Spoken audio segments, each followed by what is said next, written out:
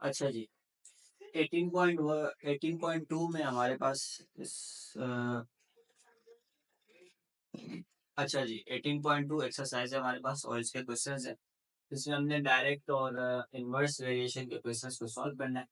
पहला क्वेश्चन हमारे पास है, वो ये कह रहा है कि अगर y वेरीज कर रहा है डायरेक्टली एज x और y आपके पास 10 दिया हुआ है, व्हेन x इक्वल्स टू 3। ठीक है, तो फाइंड करो y in terms of x। अच्छा, सबसे पहले हमें इक्वेशन बनानी है। इक्वेशन बनाने के बाद उसके बाद हमने इसको वैल्यूज पुट करके फर्दर हमने इसका आंसर निकाला। तो कैसे करेंगे? y in terms of x का क्या मतलब हुआ? सबसे पहले आप लिखोगे सॉल्यूशन। सॉल्यूशन लिखा। सॉल्यूशन लिखने के बाद यहाँ पे y in terms of x है, तो y in terms of x का मतलब है कि हमने उसकी इक्वेशन को बनाना है। और क्या कह रहा है कि y हमारे पास डायरेक्टली वेरी कर रहा है x से, तो हमें इक्वेशन मिल गई कि भाई हम सबसे पहले क्या करेंगे, y is directly proportional to x। Then proportionality का साइन हटाएंगे तो हमें पता है कि कांस्टेंट आता है और इक्वल टू का साइन आता है, तो यहाँ पे हमारे पास ये वैल्यू आ गई, y is equals to k of x।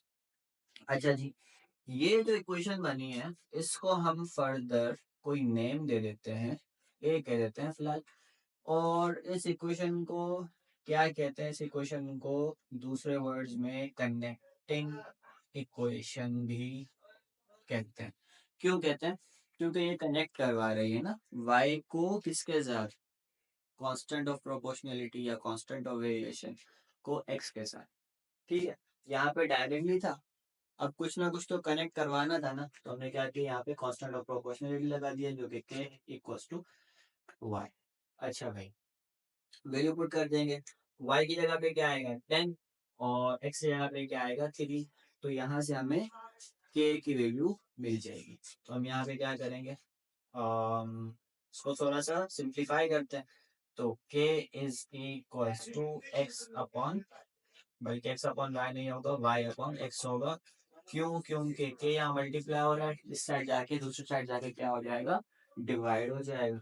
अब यहाँ पे हमारे पास k की वैल्यू क्या आ जाएगी, y की वैल्यू बेसिकली क्या है हमारे पास 10 और x की वैल्यू बेसिकली क्या है हमारे पास 3 है। ये इक्वेशन भी हमने यूज करनी है, लेकिन हमें मालूम क्या करना था, हमें ये मालूम करना था। तो ये हम यहाँ पे इसको आंसर भी कंसीडर कर सकते हैं, सिर्फ इस पार्ट का, पूरे क्वेश्चन का नहीं है, सिर्फ इस पार्ट। तो 10/3 आ गए। अब दूसरे पार्ट में क्या कह रहा है, कह रहा है कि y फाइंड करो जब आपके पास x क्या हो 6 हो। तो हमने कौन सी इक्वेशन उठा ली, यहाँ से ही हमने चेंजेस करनी है, इक्वेशन को पुट करना है, आंसर निकालना है। तो ये जो इक्वेशन है हमारी, यहाँ पे हमारी k की वैल्यू आएगी, ये हमारी k की वैल्यू आएगी 10/3। ये 10/3 हमने बार बार रिपीटेशन में पुट करनी है हमारी प्रीवियस इक्वेशन में। फ्रॉम इक्वेशन ए, यहाँ से from equation A, equation A क्या कहती है, y is equals to k of x। अब क्या होगा, y की वैल्यू देखो, y कह रहा है फाइंड करना है, तो y तो सेम रहेगा। k हमारे पास, k की वैल्यू ये रही, तो 10/3 और x हमें क्या मिला हुआ है 6 है, यहाँ पे आ गया 6। देन 3 1 3, 3 2 6, 10 2 20। तो यहाँ से हमें y की मिल गया। ठीक, अब थर्ड पार्ट में क्या कह रहा है x फाइंड करो, y मिला हुआ है कितना 15। दोबारा from equation A, equation A उठाएंगे, from equation number A, y equals to k of x। y क्या मिला हुआ है 15, k क्या मिला हुआ है 10/3, यहाँ पे 10/3, 10/3 ऑफ x। x क्यों? क्योंकि x तो हमें फाइंड करना है ना, तब यहाँ से सिंपली हम इसको सॉल्व करेंगे। अच्छा, थोड़ा सा ट्रिकी लग रहा है, मुश्किल नहीं है, आसान है। हम यहाँ पे इस कंडीशन को इस कंडीशन में भी लेके आ सकते थे। हमारी जो कनेक्टिंग इक्वेशन बनी थी उसको जब हमने सॉल्व किया था 4k, तो हम ये भी यहाँ पे ये वाला जो स्टेप है वो हम यहाँ पे भी लिख सकते हैं। तो हम इसको यहाँ पे भी लेके आ सकते हैं, क्योंकि हमने यहाँ पे y तो फाइंड करना है ना, और x हमें चाहे y को तो हमें मालूम है, x हमें फाइंड करना है। तो क्या होगा, y अपॉन x, अब ये ऊपर चला जाएगा, ये नीचे आ जाएगा। तो y equal x equals to y of के।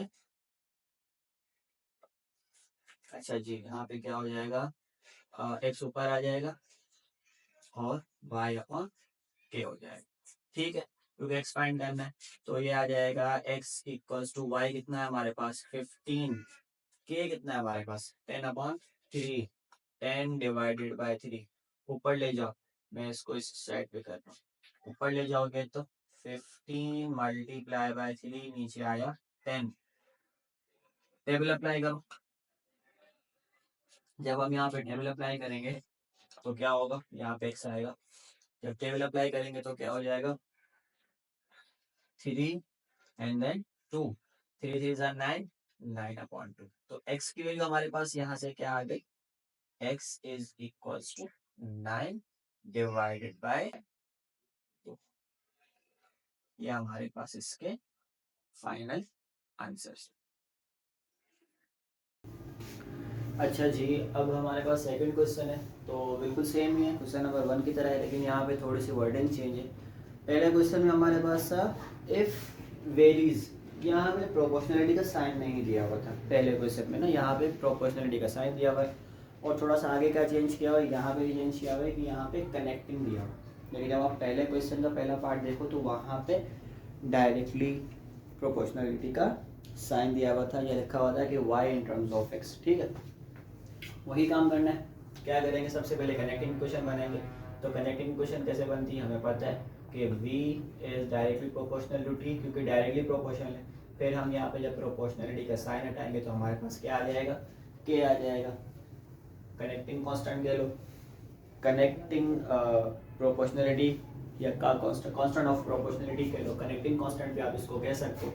वैल्यूज क्या मिली हुई है, यहाँ से हमने बेसिकली k की वैल्यू फाइंड करनी है। तो वैल्यू क्या मिली हुई है, v की वैल्यू मिली हुई है हमें 15 और t की वैल्यू मिली हुई है हमें 24। तो आप सबसे पहले क्या काम करो, k की वैल्यू को फाइंड करने के लिए हमने सबसे पहले k को चेंज करना है, k की वैल्यू को फाइंड करना है। ठीक है ना, तो उसके लिए थोड़ी सी इक्वेशन को चेंज करनी पड़ेगी।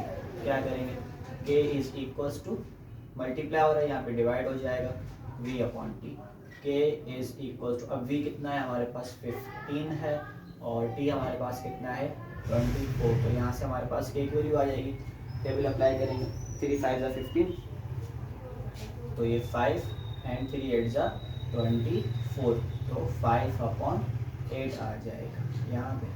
ठीक हो जाएगा, क्योंकि कनेक्टिंग इक्वेशन फाइंड करनी थी, लेकिन कनेक्टिंग इक्वेशन हमारी ये आ गई, इसको हमने क्वेश्चन नंबर ए कह दिया। और यहाँ से हमने के की वैल्यू भी फाइंड कर ली, क्योंकि हमने ये के की वैल्यू को आगे वाले पार्ट्स में भी पुट करना है।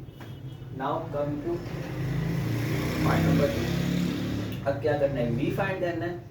और जब टी मिला हुआ है हमें 30, तो वी फाइंड करना है, टी मिला हुआ है 30, तो हम क्या करेंगे, यहाँ से again v is directly proportional to t, v equals to kt। v find करना है, k हमारे पास क्या आया था 5/8, तो 5 divided by 8 and t is we have 30। अच्छा जी, क्या करेंगे, अब क्या करेंगे, क्या करेंगे, सिंपल है, 15 एंड 4। ठीक है, 15 एंड 4, 2 का टेबल अप्लाई करो, 2 4 ज़ा 8, 2 का टेबल 30 पे 15 टाइम्स। देन 5 को 15 से मल्टीप्लाई करो, तो 5 को जब हम 15 से मल्टीप्लाई करेंगे तो हमारे पास क्या आंसर आएगा, शाबाश जल्दी बताएं।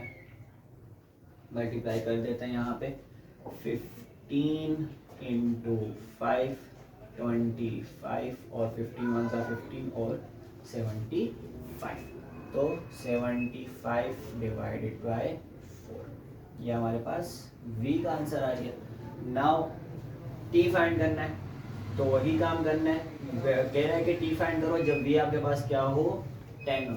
तो t फाइंड करने के लिए हमने क्वेश्चन नंबर a को यूज करना है।